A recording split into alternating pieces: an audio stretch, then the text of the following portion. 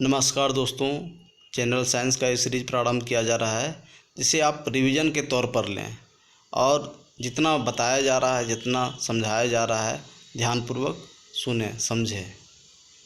और इस तरह से ये सीरीज को अब हम प्रारंभ करते हैं, आगे लेकर चलते हैं, जिसमें हम लोग फिजिक्स, केमिस्ट्री और बायोलॉजी से संबंधित महत्वपूर्ण बातें पढ़ेंगे। इसके अतिरिक्त टेक्नोलॉजी से 20 से 25% अभी प्रश्न पूछे जाते हैं, जो एक मेजर सेक्शन होता है जहां छात्र चूक जाते हैं। टेक्नोलॉजी के बारे में छात्रों को बहुत ज़्यादा नॉलेज नहीं होता है, तो इसको हम कवर करने के प्रयास करेंगे। टेक्नोलॉजी के अंतर्गत हम लोग इसरो, DRDO, नासा, इन सारे के प्रोग्रामों, मिसाइलों, रिएक्टरों, इन सारे के बारे में हम लोग विस्तारपूर्वक अध्ययन करेंगे। विज्ञान एवं प्रौद्योगिकी से पूछे जाने वाले महत्वपूर्ण सेक्शनों के बारे में अगर बात करें तो हम लोग देखते हैं कि विज्ञान एवं प्रौद्योगिकी को 3 भागों में बांटा गया है, जिसमें से पहला जो हम लोग पढ़ते हैं बायोलॉजिकल साइंस, जिसको जीव विज्ञान के नाम से जानते हैं। दूसरा होता है फिजिकल साइंस, जो कि भौतिक विज्ञान के नाम से जानते हैं। फिजिकल साइंस को 2 भागों में बांटा गया है, एक को कहते हैं भौतिक विज्ञान, दूसरे को कहते हैं केमिस्ट्री, जो रसायन विज्ञान के नाम से जाना जाता है। इसी कड़ी में तीसरा जो हम लोग पढ़ेंगे वो होगा प्रौद्योगिकी, टेक्नोलॉजी से संबंधित। अर्थात विज्ञान एवं प्रौद्योगिकी को 3 महत्वपूर्ण भागों में बांटा गया है। पहला जीव विज्ञान, भौतिक विज्ञान, बायोलॉजिकल साइंस, फिजिकल साइंस और टेक्नोलॉजी। अब बात करते हैं बायोलॉजिकल साइंस। तो बायोलॉजिकल साइंस को पुनः 2 महत्वपूर्ण पार्टों में बांटा गया है, साथ में एक अतिरिक्त ब्रांच, एक उसके अतिरिक्त जो सो हम लोग पढ़ेंगे जीव विज्ञान की अन्य शाखाओं के बारे में। लेकिन इसके पहले हम लोग बायोलॉजिकल साइंस में जियोलॉजी और बॉटनी से संबंधित महत्वपूर्ण जानकारी को पढ़ेंगे।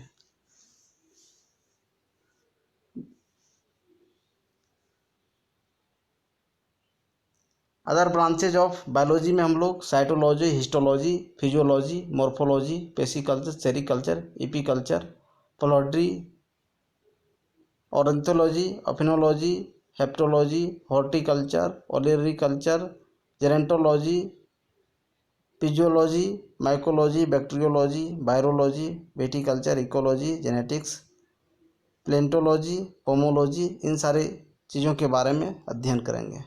अगर प्रौद्योगिकी के बारे में बात करें तो इसके अंतर्गत हम लोग इसरो प्रोग्राम, DRDO प्रोग्राम, परमाणु रिएक्टर, इन सारे के बारे में अध्ययन करेंगे। नाउ बात करते हैं जीव विज्ञान के बारे में। जीव विज्ञान क्या है? यह विज्ञान की वह शाखा है जिसके अंतर्गत प्रत्येक प्रकार के जीव का जीवन का अध्ययन किया जाता है, उसे जीव विज्ञान कहते हैं या कहलाती है। इस शब्द का सर्वप्रथम प्रयोग फ्रांसीसी वैज्ञानिक लेमार्क ने किया तथा जर्मन वैज्ञानिक टेबरेनस ने 1802 में किया था। जीव विज्ञान शब्द ग्रीक के बायोलॉजी शब्द का ही हिंदी रूपांतरण है। बायोलॉजी ग्रीक भाषा के 2 शब्द बायोस और लोगोस से बना है। बायोस का अर्थ जीवन और लोगस का अर्थ स्टडी है। इस प्रकार जीव विज्ञान का अर्थ, सामान्य अर्थ, जीवन का अध्ययन से है। अर्थात इस विषय के अंतर्गत सभी सजीव पदार्थों तथा जीवों के समस्त पहलुओं का क्रमबद्ध, गहन एवं सूक्ष्म अध्ययन किया जाता है। पृथ्वी पर जीवन 2 प्रकार का है, एक जंतु जीवन जिसको एनिमल लाइफ भी कहा जाता है, और दूसरे प्रकार का जो है वो पादप जीवन, प्लांट लाइफ है। इसी आधार पर जीव जगत को 2 भागों में विभक्त किया जाता है, जिसमें पहला जंतु जगत, जिसको एनिमल किंगडम कहते हैं, और दूसरा पादप जगत, जिसे प्लांट किंगडम के नाम से जाना जाता है। अंग्रेजी में जंतु जगत के लिए फूना तथा पादप जगत के लिए फ्लोरा, फना तथा फ्लोरा शब्द का प्रयोग किया जाता है। यद्यपि फूना का प्रयोग किसी क्षेत्र विशेष या जीव विज्ञान काल विशेष के जंतुओं के लिए तथा इसी प्रकार फ्लोरा शब्द का प्रयोग भी किसी क्षेत्र विशेष या काल विशेष के पादपों के लिए किया जाता है। जीव विज्ञान का जनक अरस्तु को माना जाता है। जीव विज्ञान शब्द को 1802 ईस्वी में लेमार्क तथा टेवरिनस ने दिया। वनस्पति विज्ञान का जनक थियोफ्रेटस को माना जाता है। वनस्पति विज्ञान का जनक थियोफ्रेटस को माना जाता है। जीव विज्ञान का अध्ययन 2 भागों में विभक्त कर किया जाता है, जिसमें से पहला भाग जंतु विज्ञान जो कि जूलॉजी के नाम से जाना जाता है। दूसरा वनस्पति विज्ञान जिसमें बॉटनी आता है। अब बात करते हैं जीव विज्ञान जंतु विज्ञान जिसमें जूलॉजी आता है। तो जीव विज्ञान की वह शाखा है जिसके अंतर्गत जंतुओं की संरचना तथा उनकी विभिन्न क्रियाकलापों के बारे में अध्ययन किया जाता है, उसे जंतु विज्ञान कहते हैं। जंतु विज्ञान ग्रीक भाषा के जूलॉजी शब्द का हिंदी रूपांतरण है। जूलॉजी 2 शब्दों के मिलने से बना है, जून और लोगस, जिसमें जून का शाब्दिक अर्थ जंतु होता है तथा लोगस का शाब्दिक अर्थ अध्ययन है। अर्थात दोनों शब्दों को मिलाने पर जंतु जगत का अध्ययन बनता है। प्रख्यात दार्शनिक के बारे में बात करते हैं, अरस्तु के बारे में। ऐसे प्रथम व्यक्ति थे जिन्होंने जंतु इतिहास हिस्टोरिया एनिमल नामक पुस्तक लिखी, जिसमें उन्होंने जंतुओं की रचना, स्वभाव, जनन आदि के बारे में वर्णन किया तथा जंतुओं का वर्गीकरण भी किया। इसीलिए अरस्तु को जंतु विज्ञान का पिता फादर ऑफ जूलॉजी भी कहा जाता है। किंतु स्वीडिश वैज्ञानिक कोरलस लिनियस ने अपने द्विनाम पद्धति बाइनोमियल नोमेनक्लेचर को जन्म दिया तथा अपनी पुस्तक सिस्टेमा नेचुरा में जीव जंतुओं का आधुनिक वर्गीकरण किया। इसीलिए इन्हें लिनियस को आधुनिक वर्गीकी का पिता माना जाता है। अब बात करते हैं वनस्पति विज्ञान बॉटनी के बारे में। जीव विज्ञान की वह शाखा जिसके अंतर्गत पादपों की संरचना तथा उनकी विभिन्न जैविक क्रियाओं का अध्ययन किया जाता है, तो उसे वनस्पति विज्ञान कहा जाता है। वनस्पति विज्ञान जो कि ग्रीक भाषा बॉटनी शब्द का हिंदी रूपांतरण है। बूटी या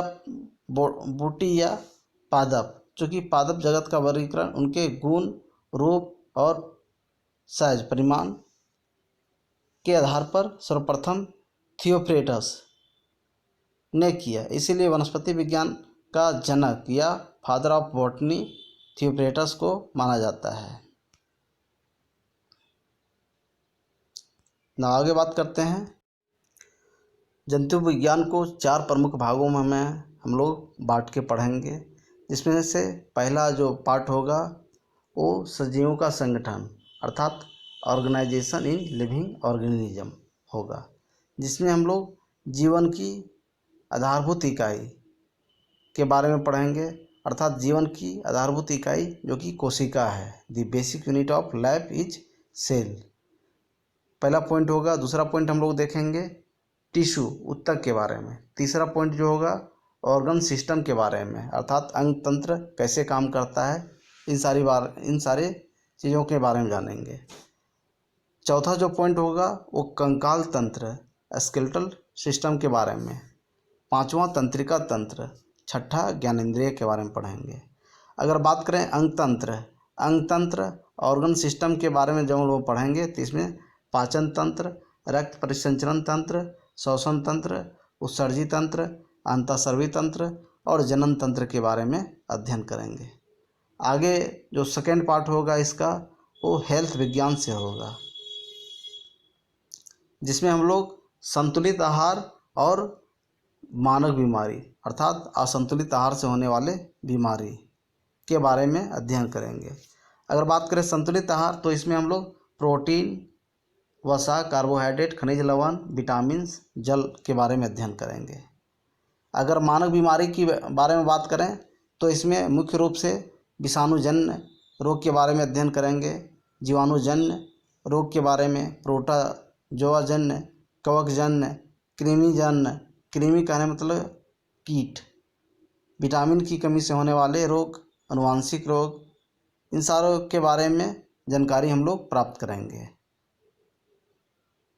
इसी खंड का तीसरा जो पार्ट होगा जिसमें हम लोग जेनेटिक्स के बारे में अध्ययन करेंगे, जिसमें से उत्परिवर्तन, जिसको म्यूटेशन के नाम से भी जाना जाता है। दूसरा होगा डीएनए फिंगरप्रिंट के बारे में जानेंगे, और तीसरा होगा सूजनिकी, चौथा होगा भागफल विधि। चौथा जो पॉइंट होगा इस कड़ी का वो जंतु जगत वर्गीकरण से होगा, टैक्सोनॉमी ऑफ एनिमल किंगडम, जिसमें हम लोग यूनिसेलर और मल्टी सेलुलर के बारे में अध्ययन करेंगे। यूनिसेलुलर के बारे में अगर बात करें तो एक कोशिकीय जीव प्रोटोजोआ होता है। अगर बहुकोशिकीय जीव हम लोग बात करेंगे तो इसमें मेटाजोआ आता है, जिसके दो पार्ट हम लोग अध्ययन करेंगे, मेरुरज्जु विहीन और मेरुरज्जु युक्त। मेटाजोआ जो कि एक बहुकोशिकीय जीव है जिसमें दो प्रकार के मेटाजोआ पाए जाते हैं, एक जिसमें मेरुरज्जु होता है, दूसरा जिसमें मेरुरज्जु नहीं होता है। बात करते हैं जंतु विज्ञान के बारे में, जिसमें पहला टॉपिक जो हम लोग का था सजीवों का संगठन। तो इसमें पहला पॉइंट जो कि सेल था, कोशिका था। तो कोशिका की खोज सर्वप्रथम रॉबर्ट हुक के द्वारा किया गया था। कोशिका क्या है? कोशिका किसी जीव का संरचनात्मक एवं कार्यात्मक इकाई होती है। इसकी सर्वप्रथम खोज रॉबर्ट हुक ने स्वनिर्मित माइक्रोस्कोप से 1665 ईस्वी में किया। सजीव माध्यम में कोशिका की खोज 1683 में हुआ। माइक्रोस्कोप के द्वारा जो खोज किया गया उसमें से मृत रूप में जो पाया गया कोशिका वो सर्वप्रथम 1665, जबकि सजीव रूप में 1683 में पाया गया। 1683 में सजीव रूप में जिसने सेल का खोज किया उस वैज्ञानिक का नाम एंटोनो वान ल्यूवेनहॉक वैज्ञानिक थे। कोशिका को प्रकाश सूक्ष्मदर्शी द्वारा देखा जा सकता है। इलेक्ट्रॉन सूक्ष्मदर्शी की खोज की अगर बात करें तो नॉल एवं रुस्का नामक वैज्ञानिक ने की थी। तो यहाँ से हम लोग चार प्रमुख बातें देखें। पहला, कोशिका है क्या? कोशिका जो कि एक तरह का जीव का संरचनात्मक और कार्यात्मक इकाई है। दूसरी बात हम लोग जाने कि कोशिका की खोज सर्वप्रथम किसने किया? रॉबर्ट हुक ने, जो अपने माइक्रोस्कोप में मृत कोशिका, मृत सेल 1665 ईस्वी में पाया था। परंतु सजीव रूप में अर्थात जीवित रूप में 1683 ईस्वी में एंटोनो वान ल्यूवेनहॉक के द्वारा खोज किया गया था। अब बात करते हैं चौथा पॉइंट का कि माइक्रोस्कोप का खोज किसने किया? तो ये नॉल एवं रुस्का के द्वारा खोज किया गया था। कोशिकाएं की अगर प्रकार की बात करें तो ये मुख्य रूप से दो प्रकार का है। एक जो कि विकसित कोशिका है जिसे यूकैरियोटिक कहते हैं, और दूसरा अविकसित कोशिका है जिसे प्रोकैरियोटिक सेल के नाम से जाना जाता है। बात करते हैं प्लांट सेल। प्लांट सेल को दो भागों में बांटा गया है। पहले को प्रोटोप्लाज्मा, दूसरे को सेल वॉल कहते हैं। अगर प्रोटोप्लाज्मा के बारे में बात करें तो इसमें दो मुख्य भाग हैं। पहले भाग को कोशिका द्रव, जिसको साइटोप्लाज्मा के नाम से जानते हैं, और तीसरा केंद्रक।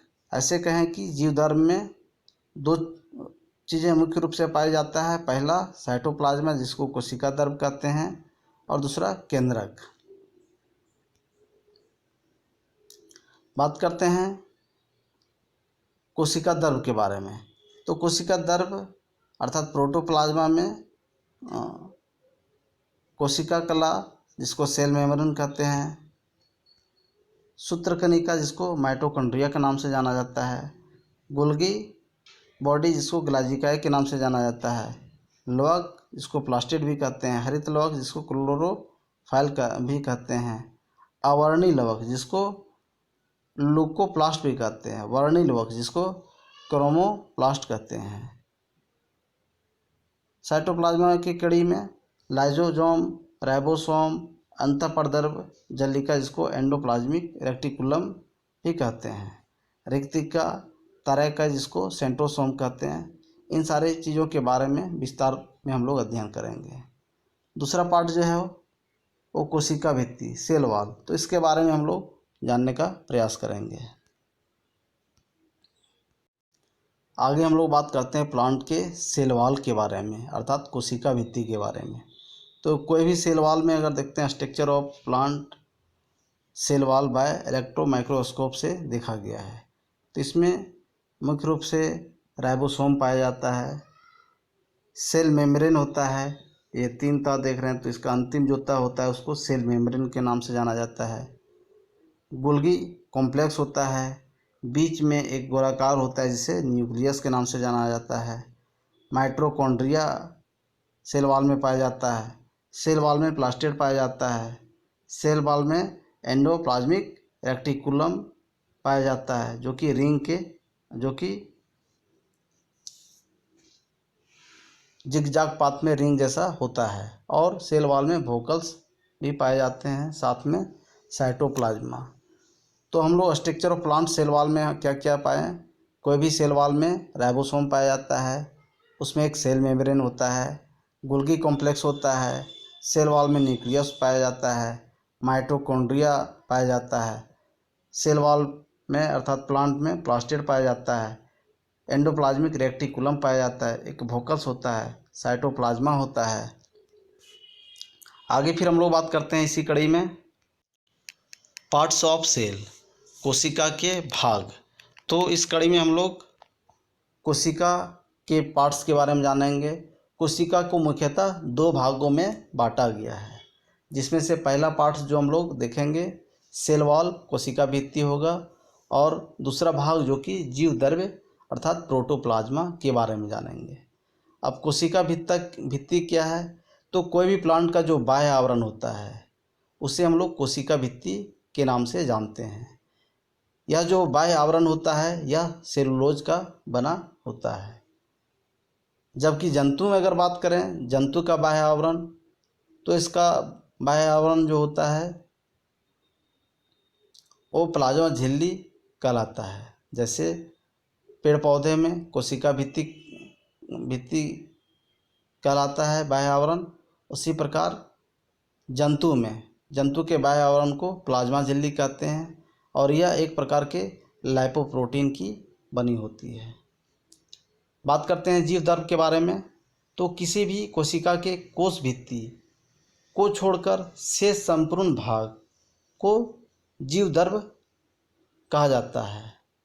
कोश भित्ति को छोड़कर जो बचा भाग होता है उसे प्रोटोप्लाज्मा के नाम से जाना जाता है। यह जीवन का भौतिक आधार है। परीक्षा में पूछा जाता है कि जीवन का भौतिक आधार किसे कहा जाता है? तो जीवद्रव्य को जीवन का भौतिक आधार कहा जाता है। जीवद्रव्य को 2 भाग में बांटा गया है। एक भाग को हम लोग प्रोटोप्लाज्मा के नाम से साइटोप्लाज्मा के नाम से जानते हैं, और दूसरे को न्यूक्लियस के नाम से जानते हैं। साइटोप्लाज्मा में कोशिका द्रव्य और न्यूक्लियस केंद्रक कहलाता है। कोशिका द्रव्य जिसको साइटोप्लाज्मा भी कहते हैं, यह केंद्रक और प्लाज्मा मेम्ब्रेन यह जंतु कोशिका का बाह्य आवरण होता है।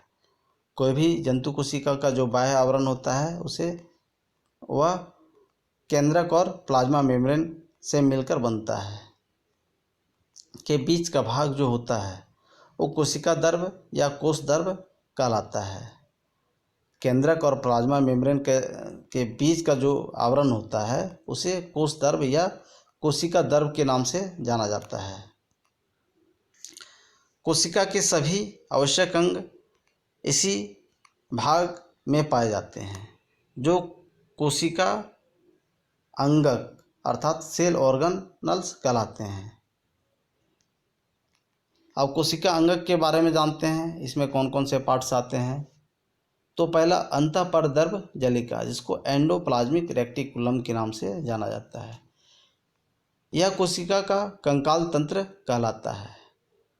कोशिका का कंकाल तंत्र एंडोप्लाज्मिक रेटिकुलम, जिसे अंतःपरद्रव जलिका भी कहते हैं, को कहा जाता है। अर्थात इसका मुख्य जो कार्य होता है वो कोशिका को ढांचा तथा मजबूती प्रदान करना होता है। इस पर राइबोसोम लगे होते हैं जो प्रोटीन का संश्लेषण का कार्य करता है। परीक्षा में पूछा जाता है प्रोटीन की फैक्ट्री किसे कहा गया है, तो राइबोसोम को कहा गया है। बात करते हैं माइटोकॉन्ड्रिया के बारे में। तो यह कोशिका का ऊर्जागृह पावर हाउस कहलाता है, क्योंकि इसमें भोजन सिर्फ कार्बोहाइड्रेट का ऑक्सीकरण होता है। भोजन के ऑक्सीकरण को कोशिकीय श्वसन या अंतःश्वसन इंटरनल रिस्पायरेशन भी कहते हैं। भोजन के ऑक्सीकरण के फलस्वरूप ही ऊर्जा एटीपी के रूप में बनती है तथा संग्रहित होती है। तो साइटोप्लाज्मा में हम लोगों ने एंडोप्लाज्मिक रेटिकुलम, माइटोकॉन्ड्रिया और तीसरा जो पॉइंट देखेंगे वो हम लोग देखेंगे लोअक, जिसको प्लास्टिड भी कहते हैं। प्लास्टिड के 3 पार्ट्स होते हैं, 3 भाग होते हैं, जिसमें से पहले को लुकोप्लास्ट अवर्णी लवक, क्रोमोप्लास्ट वर्णी लवक और क्लोरोप्लास्ट, जिसको हरित लवक के नाम से जाना जाता है। अगर बात करें लुकोप्लास्ट के बारे में, तो ये पौधे के रंगीन भागों में पाए जाते हैं। इसका मुख्य जो कार्य होता है वो भोजन का संचय करना होता है। इसके प्रमुख उदाहरण के तौर पर हम लोग आलू, शकरकंद, गन्ना इत्यादि को ले सकते हैं। वर्णी लवक, जिसको क्रोमोप्लास्ट के नाम से जाना जाता है, ये पौधे के रंगीन भागों में पाए जाते हैं, जैसे फलों एवं पुष्पों के रंगीन भाग में टमाटर का लाल रंग होना, जो कि लाइकोपीन के कारण होता है। इसी प्रकार गाजर एवं मिर्च के रंग, जो कि कैरोनीन के कारण होता है। चुकंदर में विटामिन पाया जाता है। बैंगन का रंग जेंथोसाइनिन के कारण होता है। अर्थात लाइकोपीन, कैरोटीन, विटामिन, जेंथोसाइनिन आदि एक प्रकार के वर्णी लवक के उदाहरण हैं। अवर्णी लवक हम लोग देखें जिसमें आलू, शकरकंद, गन्ना वगैरह आ रहा था। वर्णी लवक में हम लोग देखें जिसमें गाजर, टमाटर, मिर्च उर्च ये सारे चीज़ वर्णी लवक में आ रहे थे। अब लास्ट जो हम लोग प्लास्टिड में बात करेंगे वो होगा हरित लवक। हरित लवक इसे पादप कोशिका का रसोई घर, किचन रूम भी कहा जाता है। पौधों का हरा रंग इसी कारण होता है। हरित लवक का मुख्य अवयव कंपोनेंट जो होता है क्लोरोफिल होता है, जिसमें मैग्नीशियम धातु पाया जाता है। इसका मुख्य कार्य सूर्य के प्रकाश की उपस्थिति तथा वायुमंडल के कार्बन डाइऑक्साइड की उपस्थिति में भोजन निर्माण करना। नोट में हम लोग देखेंगे लवक प्लास्टिड केवल वनस्पति कोशिका में ही पाए जाते हैं। नेक्स्ट जो पॉइंट होगा हम लोगों का लाइजोजोम के बारे में अध्ययन करेंगे, जिसे आत्महत्या की थैली भी कहा जाता है। इसमें विभिन्न हाइड्रोलाइटिक एंजाइम भरे होते हैं। इसका मुख्य कार्य भोजन को पचाना होता है, फूड डाइजेशन। यह जब फट जाती है तो कोशिका को नष्ट कर देती है, जिसके कारण इसे आत्महत्या की थैली अर्थात सुसाइड बैग ऑफ सेल भी कहते हैं। यह मुख्यतः जंतु कोशिका में पाई जाती है, अर्थात लाइजोजोम जो होता है वो सिर्फ और सिर्फ जंतु कोशिका में ही पाया जाता है। यह कोशिका के अवशिष्ट पदार्थ अर्थात वेस्टेज मटेरियल का अवशोषण कर लेता है। बात करते हैं राइबोसोम के बारे में। यह प्रोटीन निर्माण का कार्य करता है, इसीलिए इसे प्रोटीन संश्लेषण का प्लेटफॉर्म अर्थात प्लेटफॉर्म ऑफ प्रोटीन सिंथेसिस भी कहते हैं। बात करते हैं सेंट्रोसोम के बारे में। तो सेंट्रोसोम यह केवल जंतु कोशिका में पाया जाता है। इसका जो फंक्शन होता है, इसका जो कार्य होता है, केवल कोशिका विभाजन करने में ही सहायता करता है। गोल्गी बॉडी के बारे में अगर बात करें, ग्लाजी बॉडी के बारे में, तो इसे कोशिका का ट्रैफिक पुलिस कहा जाता है। इसका मुख्य कार्य वसा का संचय करना और श्रवण करना होता है।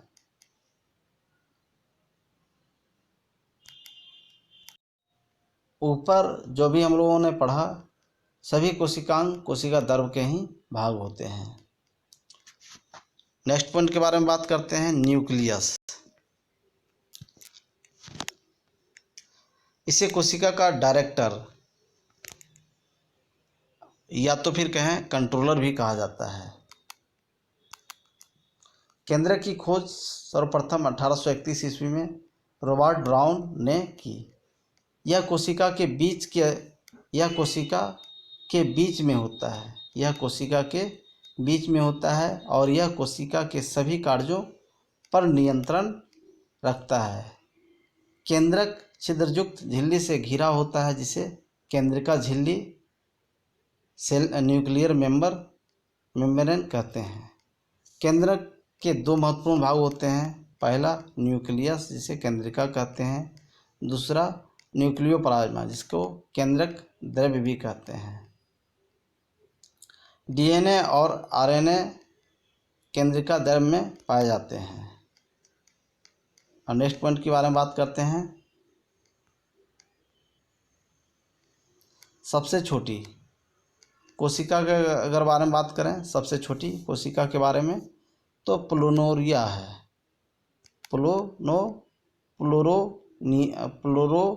प्लूरोनियोनिया सबसे छोटी कोशिका कौन सी है? प्लूरोनियोनिया। सबसे अगर बड़ी कोशिका की बात करें तो ये कॉमन क्वेश्चन है, शुतुरमुर्ग का अंडा, जिसका साइज के अगर बारे में बात करें तो यह 170 से 155 mm तक होता है। सबसे लंबी कोशिका की अगर बारे में बात करें तो तंत्रिका कोशिका होता है, जो कि न्यूरॉन में पाया जाता है। कोशिका में पाए जाने वाले विभिन्न अवयव के अगर बारे में बात करें तो इसमें सर्वाधिक जल पाया जाता है, जिसकी मात्रा 75 से 85% के बीच होता है। दूसरा पदार्थ अगर बात करें अवयव का तो प्रोटीन होता है, जो 9 से 12% बॉडी में पाया जाता है। तीसरा कार्बोहाइड्रेट्स होता है, जो लगभग 2% होता है। वसा, जो कि 2 से 3% होता है। डीएनए की बात करें तो 0.4% होता है। आरएनए की बात करें तो 0.7% होता है। कार्बनिक पदार्थ के बारे में अगर बात करें तो 0.4% होता है। या कार्बनिक पदार्थ के बारे में अगर बात करें तो 1.5% होता है। कोशिका में पाए जाने वाले विभिन्न तत्वों, जिसमें से ऑक्सीजन 65%, कोशिका में पाए जाने वाले तत्वों के बारे में हम लोग बात कर रहे हैं, जिसमें oxygen 65%, carbon 18%, hydrogen 10%, nitrogen 2.5%, calcium की अगर बात करें तो 0.15%, सोडियम 2%। कोशिका के अध्ययन को कोशिका विज्ञान अर्थात साइटोलॉजी के नाम से जाना जाता है।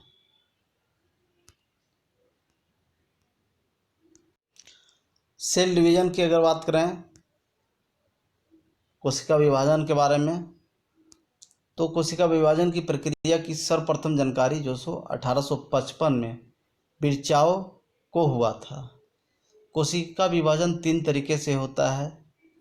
पहले को आसूत्री विभाजन, जिसको इंग्लिश में एटमोसिस के नाम से जाना जाता है। दूसरा समसूत्री विभाजन, जिसको माइटोसिस के नाम से जानते हैं। और तीसरा होता है अर्धसूत्री विभाजन। तो आसूत्री विभाजन के बारे में बात करें तो इस प्रकार का विभाजन जीवाणुओं, नीलहरित शैवाल, ईस्ट, जो कि हम लोग दही में पाया जाता है, अमीबा तथा अन्य प्रोटोजोआ आदि जिनमें अविकसित कोशिकाएं होती है। किस प्रकार की कोशिकाएं होती है? अविकसित कोशिकाएं होती है। तो वैसे तरह का जो होता है कोशिकाएं, उसे हम लोग असूत्री विभाजन या एटमोसिस कहते हैं। इस प्रकार के विभाजन को असूत्री विभाजन कहा जाता है। आगे बात करते हैं समसूत्री विभाजन। तो समसूत्री विभाजन सिर्फ कायिक कोशिका में होता है। 1872 ईस्वी में वाल्टर फ्लेमिंग द्वारा ही कोशिका विभाजन को मिटोसिस या समसूत्री विभाजन नाम दिया गया। पूछा जाता है समसूत्री विभाजन नाम किसने दिया? तो 1872 में वाल्टर फ्लेमिंग के द्वारा दिया गया। समसूत्री विभाजन interphase, prophase, metaphase, anaphase, telophase जैसी 5 अवस्थाओं में संपन्न होता है। दो कोशिका विभाजन के बीच की वह अवधि जिसमें कोशिका स्वयं को विभाजन के लिए तैयार करती है उसे इंटरफेज कहा जाता है। प्रोफेज विभाजन की प्रथम अवस्था कहलाती है। इसके अंत तक केंद्रक जो होता है वो विलुप्त हो जाता है। गुणसूत्र मध्य रेखा जो कि इक्वेटोरियल प्लेट पर मेटाफेज में आते हैं। एनाफेज जो कि सबसे कम अवधि का होता है, यह लगभग 2 से 3 मिनट में ही संपन्न हो जाता है। इसमें क्रोमेटिड यूवी या एल आकृति ले लेता है। समसूत्री विभाजन की अंतिम जो अवस्था होती है उसे टेलोफेज के नाम से जाना जाता है। समसूत्री विभाजन की जो अंतिम अवस्था होती है उसे टेलोफेज के नाम से जानते हैं। आगे बात करते हैं समसूत्री विभाजन के परिणाम स्वरूप एक जनक कोशिका से 2 संतति कोशिका का जन्म होता है। समसूत्री विभाजन के परिणाम स्वरूप बने प्रत्येक संतति कोशिका में गुणसूत्रों की संख्या जनक कोशिका के ही समान होता है। समसूत्री विभाजन के परिणाम स्वरूप अगर बात करें तो जैसा ही संतति कोशिका होता है उसी के समान जो सो एक नया कोशिका का जन्म होता है। समसूत्री विभाजन के कारण जीवों में वृद्धि एवं विकास होता है। वृद्धि और विकास जो जीवों में होता है वो उसका पीछे मुख्य कारण है समसूत्री विभाजन। कुछ सूक्ष्म जीवों में इसी विभाजन के द्वारा अलैंगिक प्रजनन की क्रिया होती है। इस प्रकार की क्रिया होती है, अलैंगिक जनन की क्रिया होती है। समसूत्री विभाजन द्वारा शरीर में नवीन कोशिकाओं का निर्माण होता है। इस प्रकार शरीर की मरम्मत होती है एवं घाव भरते हैं।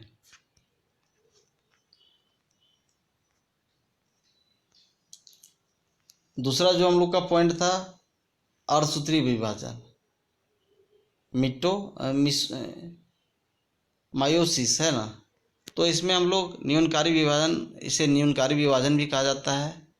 इसका नाम मायोसिस ने 1905 ईस्वी में, इस विभाजन का नाम मायोसिस 1905 में फार्मर तथा मूरे के द्वारा रखा गया।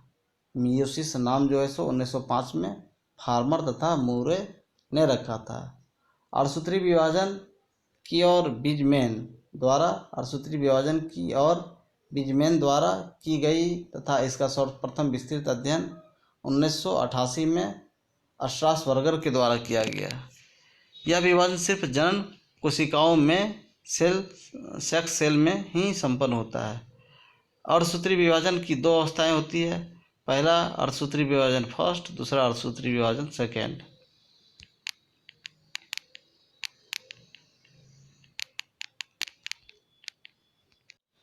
अर्धसूत्री विभाजन प्रथम जो होता है उसकी 4 अवस्थाएं होती है, जिसमें पहले को प्रोफेज प्रथम, दूसरे को मेटाफेज प्रथम, तीसरे को एनाफेज प्रथम और चौथे जो अवस्था होती है उसको टेलोफेज प्रथम के नाम से जाना जाता है।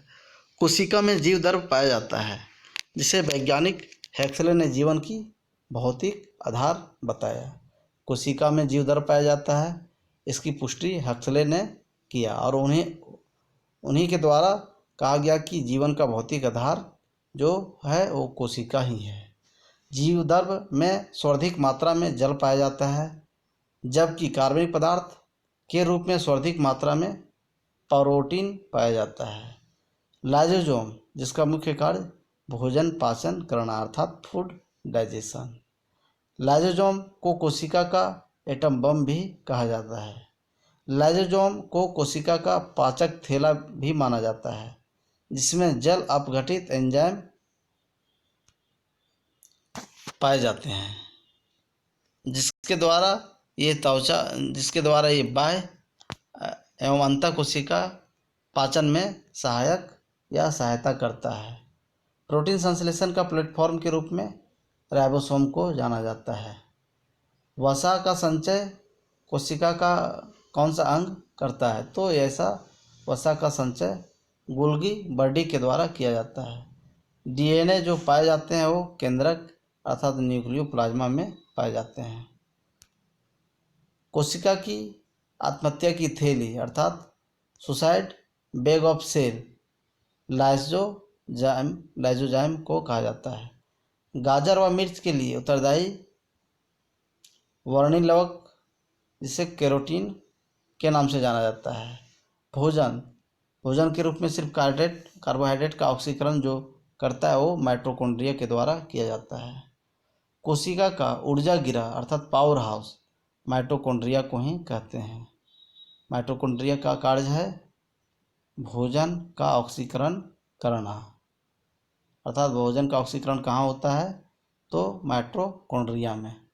जीवन का भौतिक आधार फिजिकल बेसिस ऑफ लाइफ अगर बात करें तो कोशिका द्रव्य है, प्रोटोप्लाज्मा है। बात करते हैं टमाटर का लाल रंग किस वर्णिल लवक के कारण होता है? तो ऐसा वर्णिल लवक के कारण होता है और उस वर्णिल लवक का नाम लाइकोपीन है। टमाटर का लाल रंग होने का मुख्य कारण वर्णिल लवक ही है। इसमें एक प्रकार का लाइकोपीन वर्णिल लवक पाया जाता है। पर्णहरिम क्लोरोफाइल में कौन सा तत्व पाया जाता है? तो ये कॉमन क्वेश्चन है। मैग्नीशियम पाया जाता है। प्रकृति की सबसे बड़ी कोशिका जो कि ऑस्ट्रिच एग अर्थात शुतुरमुर्ग का अंडा है, जबकि सबसे छोटी कोशिका की अगर बात करें तो प्लूरोनोमिया लाइक ऑर्गेनिज्म है, जिसे माइकोप्लाज्मा कहते हैं, जो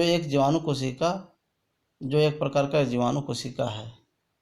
कोशिका का सबसे छोटा कोशिकांग की अगर बात करें तो राइबोसोम है। कोशिका का सबसे छोटा कोशिकांग की अगर बात करें तो वो राइबोसोम है। जंतु कोशिका का सबसे बड़ा कोशिकांग की अगर बारे में बात करें तो वो न्यूक्लियस केंद्रक है, जबकि पादप कोशिका का सबसे बड़ा कोशिकांग लवक को माना जाता है। मनुष्य के शरीर की सबसे लंबी कोशिका तंत्रिका तंत्र अर्थात नर्वस सेल या न्यूरॉन में होता है।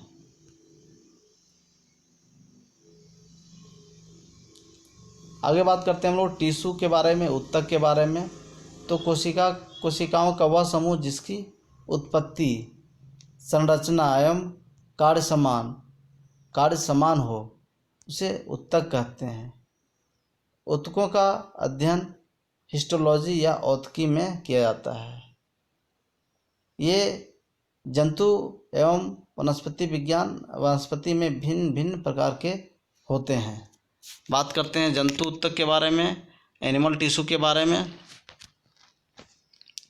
तो ये 5 प्रकार के होते हैं, जिसमें से पहला है एपिथेलियस ऊतक, पेशीय ऊतक जिसे मस्कुलर ऊतक के नाम से जानते हैं, संयोजी ऊतक जिसे कनेक्टिव टिश्यू के नाम से जानते हैं, तंत्रिका ऊतक जिसे नर्वस टिश्यू के नाम से जानते हैं।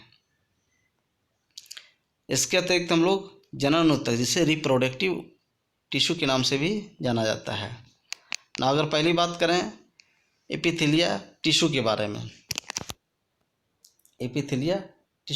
में, तो यह मुख्यतः अंगों के बाह्य एवं आंतरिक सतह पर पाए जाते हैं। कुछ स्रावित ग्रंथियाँ, जैसे दुग्ध ग्रंथियाँ, श्वेत ग्रंथियाँ, पसीने, ये सारे क्या हैं? एपिथेलियल ऊतक हैं, जिसमें स्रावित ग्रंथियाँ जो होती है वो पाई जाती है। बात करते हैं पेशी ऊतक के बारे में। तो ये मुख्यतः मांसल भागों में पाए जाते हैं। ऊतक खोखले अंगों की दीवारों का निर्माण करते हैं। ये अंगों के आंतरिक भाग में पाए जाते हैं, जैसे हृदय, जैसे हार्ट ऊतक, यकृत लीवर ऊतक, वृक्क जिसे किडनी भी कहते हैं। संयोजी ऊतक कनेक्टिव टिश्यू के अगर बारे में बात करें तो ये दो या दो से अधिक ऊतकों को जोड़ने का कार्य करता है, जैसे रक्त ऊतक, लिगामेंट, कार्टिलेज, ये सारे क्या है? एक तरह का कनेक्टिव टिश्यू है, अर्थात संयोजी ऊतक के उदाहरण है। बात करते हैं तंत्रिका तंत्र, जिसको नर्वस तंत्रिका ऊतक, नर्वस टिश्यू के बारे में। तो तंत्रिका ऊतक की इकाई न्यूरॉन कहलाती है। पूछा जाता है परीक्षा में, तंत्रिका ऊतक की इकाई क्या है? तो इसका आंसर होगा, जवाब होगा न्यूरॉन। तंत्रिका ऊतक का मुख्य कार्य संवेदनाओं को ग्रहण कर मस्तिष्क तक पहुंचाना तथा मस्तिष्क द्वारा दिए गए आदेश को अभिष्ट अंग तक पहुंचाना होता है, जो कि न्यूरॉन्स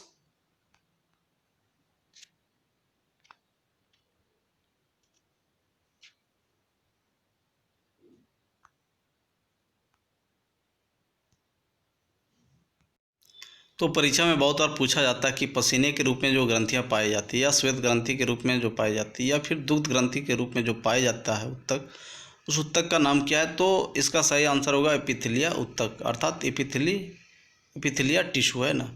पेशीय ऊतक है ना, पेशीय ऊतक का उदाहरण पूछा जाता है तो पेशीय ऊतक का उदाहरण जो है सो आपका हृदय है ना, आपका यकृत है, आपका वृक्क है। तो ये सारे जो हैं वो पेशीय ऊतक का उदाहरण है। तो पेशीय जो ऊतक होता है मुख्यतः मांसल भागों एवं खोखले भागों की दीवारों का निर्माण को कहते हैं। मांसल भागों एवं खोखले भागों के दीवारों के निर्माण को ही क्या कहा जाता है? पेशीय ऊतक। ये अंगों की सुरक्षा करता है, ये अंगों के आंतरिक भागों में पाए जाते हैं। बात करते हैं संयोजी ऊतक। तो पूछा जाता है परीक्षा में संयोजी ऊतक के उदाहरण। तो रक्त, जो कि एक प्रकार का संयोजी ऊतक है, लिगामेंट, कार्टिलेज, ये सारे क्या हैं? संयोजी ऊतक के उदाहरण हैं। तो संयोजी ऊतक है क्या? या दो से अधिक ऊतकों को जोड़ने का कार्य करता है। तो इस प्रकार के ऊतक को ही संयोजी ऊतक कहते हैं।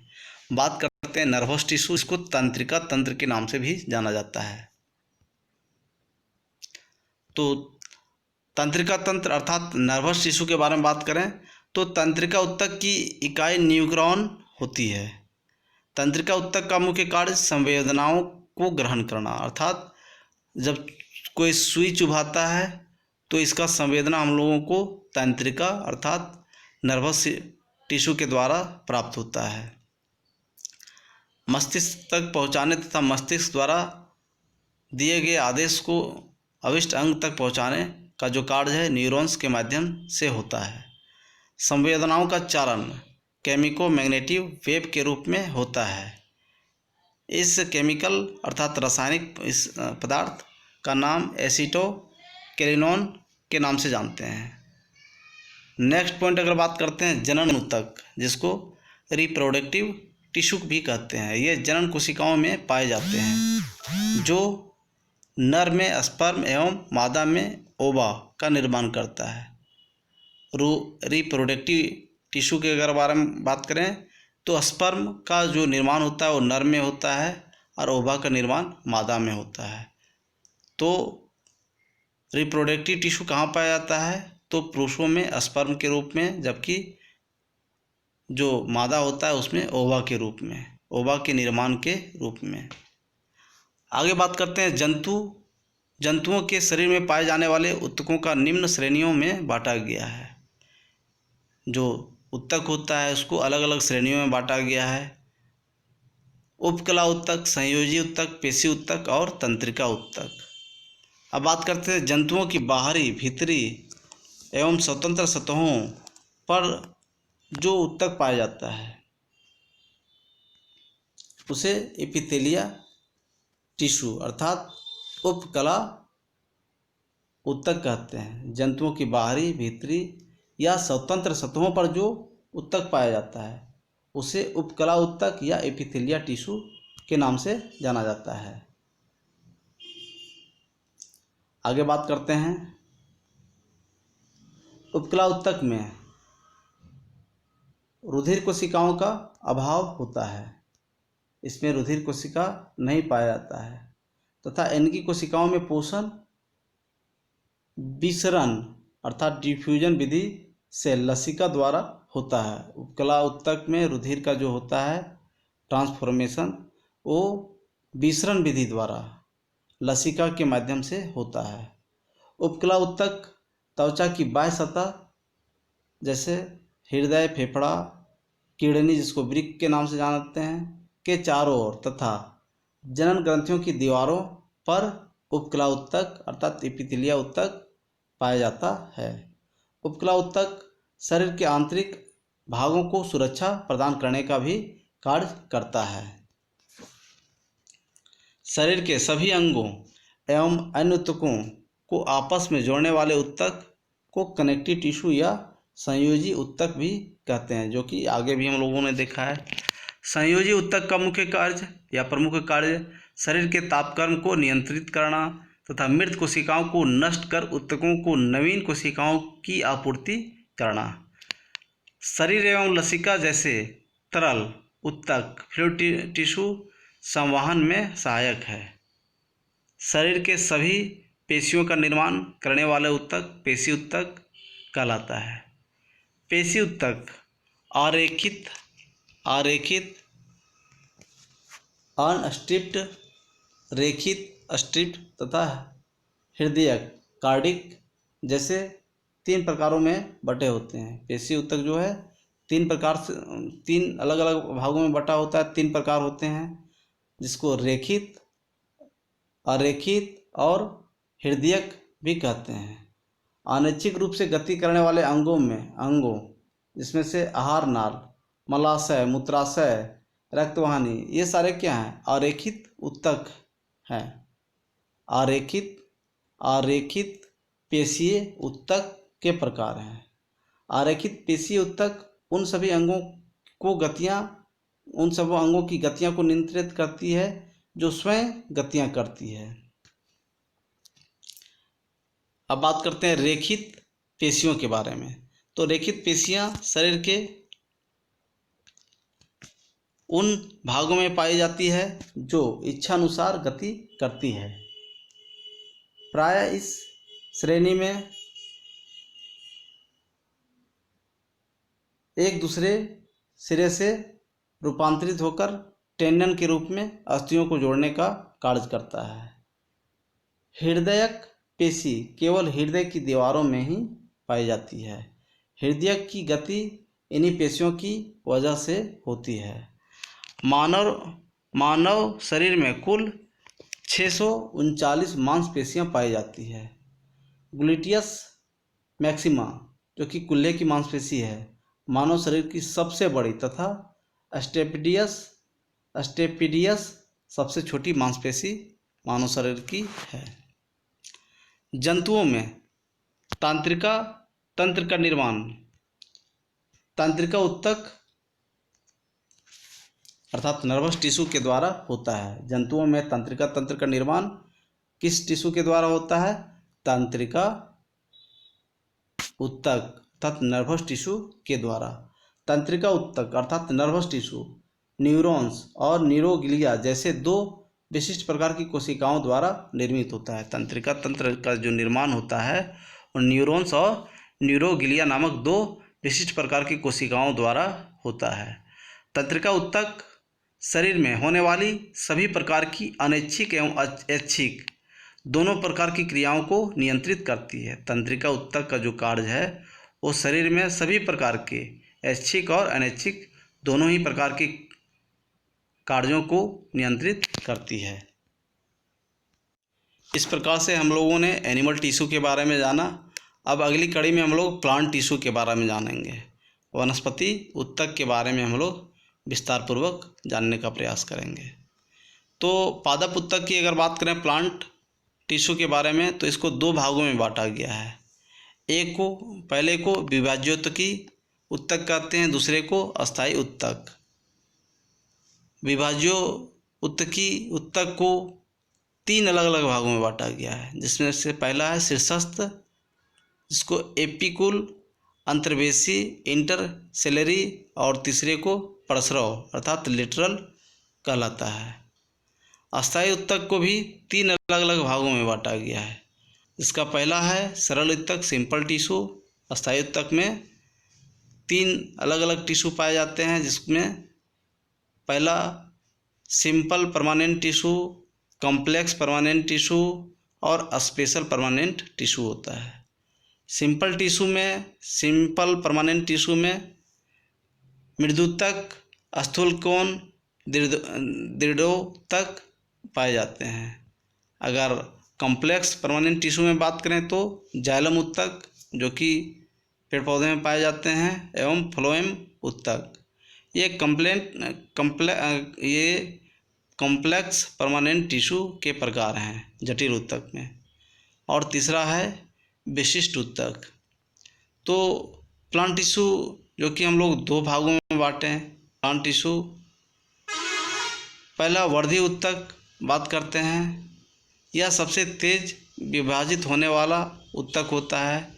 ये पौधे के शीर्ष भाग, कार्य, ऊंचाई में वृद्धि करना, परस्रव भाग, कार्य, तने की मोटाई में वृद्धि करना, अंतःसंधि एक होता है इंटर कैलरी भाग, कार्य, शाखाओं का निर्माण में पाया जाता है। ये ऊतक हरित लौक की उपस्थिति में भोजन का निर्माण का कार्य करती है।